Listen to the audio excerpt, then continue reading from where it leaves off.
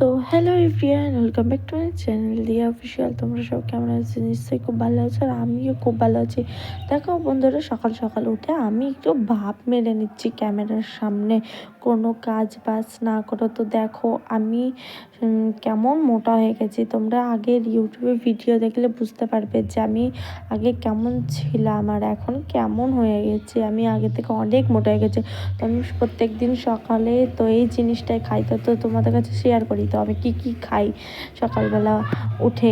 আমি সকালবেলা উঠে বাসি পিঠে খাই, জিরে, মেথি, জোয়ান, মধু, লেবু আর কিছু না, এটুকুই।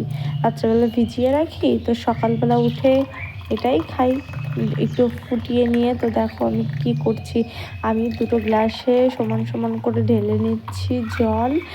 এই যে ওটা একটু ফুটিয়ে নিয়েছি, তো 5 মিনিট ফুটিয়ে নেবে। একটু জলের কালারটা বাদামি হয়ে আসবে, তখন দেখো আমি দুটো গ্লাসে লেবু চিপে নেবো। আর আমাদের এইদিকে প্রচুর দাম, প্রচুর লেবু, তো আমি অল্প করেই নিচ্ছি লেবু। তো দেখো আমি দুটো গ্লাসে সমান সমান করে চিপে নিচ্ছি। আর তোমরাও যদি খেতে চাও তাহলে এই টিপসটা ফলো করো।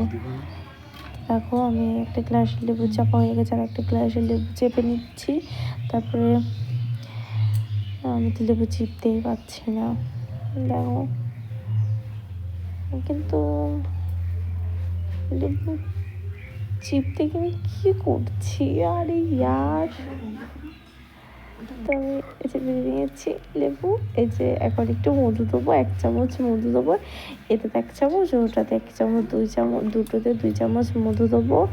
তো মধু দিয়ে একটু গুলিয়ে নেবো, গুলিয়ে নেওয়ার পর ওটা খেয়ে নেবো। আর ওটা না প্রচুর গরমে, কিন্তু গরম গরমে খেতে হবে, যে পেটের চর্বি তো ওইভাবে কমবে।